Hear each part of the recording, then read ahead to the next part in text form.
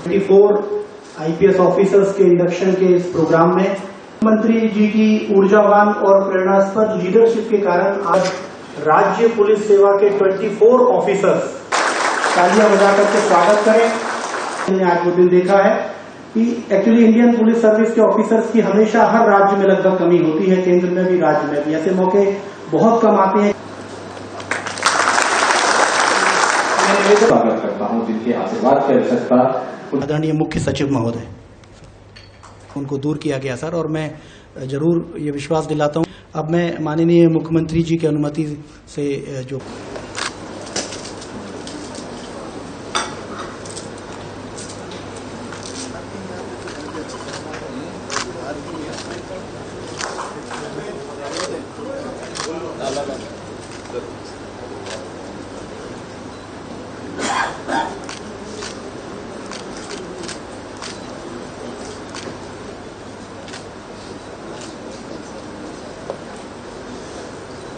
Sir विमल sir उठा लेना।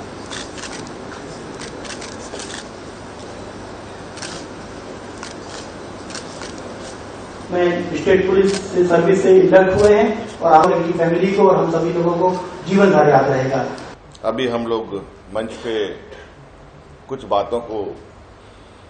चर्चा कर रहे थे कि ये प्रमोशन, ये लोग कहां से कितने सालों से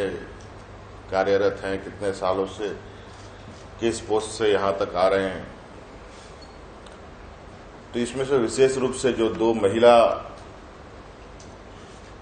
जिनको आज के दिन में हम एक आईपीएस के ही ये में गणना करते हैं, आईपीएस जो बनी हैं, सरोजनी लकड़ा और श्रीमती एक्का, जो एक कांस्टेबल से लेके एक आईपीएस का एक लंबा सफर इन लोगों ने तय किया है। और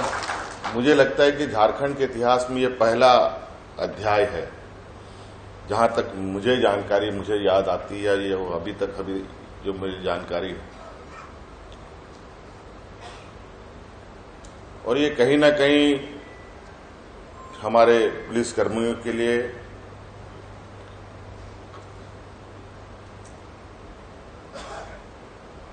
एक माइलस्टोन भी बनता है कि ऐसा भी हो सकता है, और हम होते हुए देख भी रहे हैं।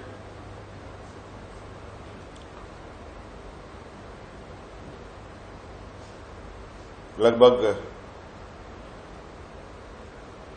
158 पद यहां पर हमारे आईपीएस के लिए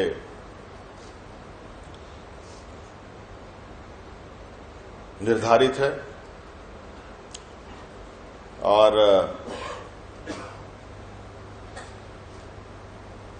जिसमें से 110 जो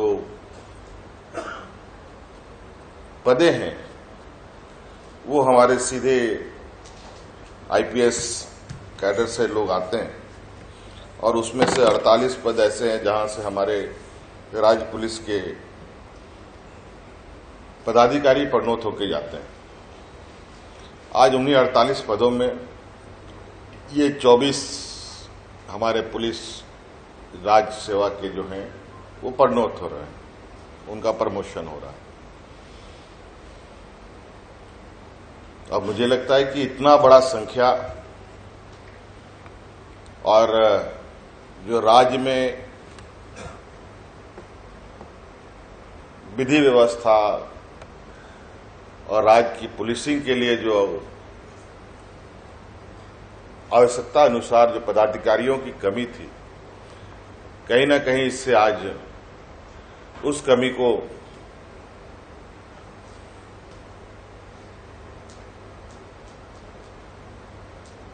कुछ भरने में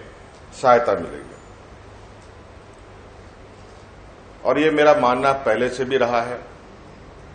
आप सब लोगों को पता होगा कि बहुत सारे और सब विभागों में भी,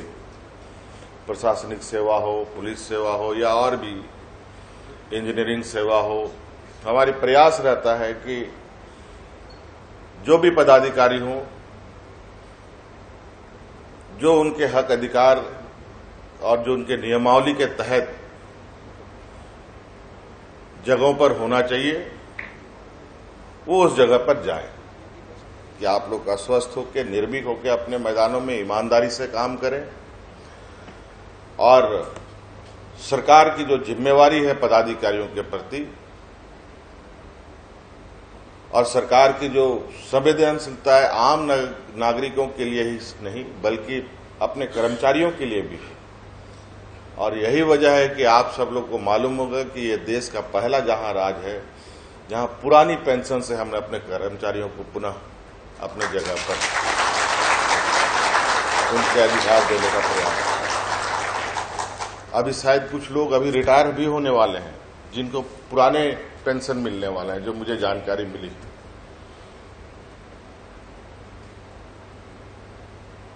और काफी उत्साह है लोगों के बीच में इस विषय को लेके कि हमको अब जो हमारे रिटायरमेंट होगी उसमें जो हमें पेंशन का लाभ मिलेगा वो पुराने पद्धति से मिलेगा।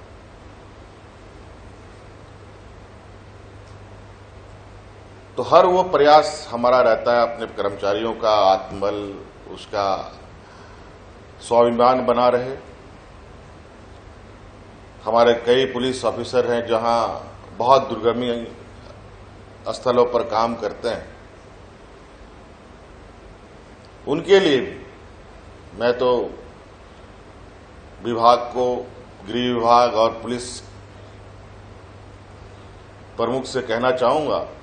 जो भी जवान हमारे ऐसे कोई चैलेंजिंग काम करते हैं, चाहे वो नक्सल ऑपरेशन की बात हो और किसी तरीके की कोई ऐसी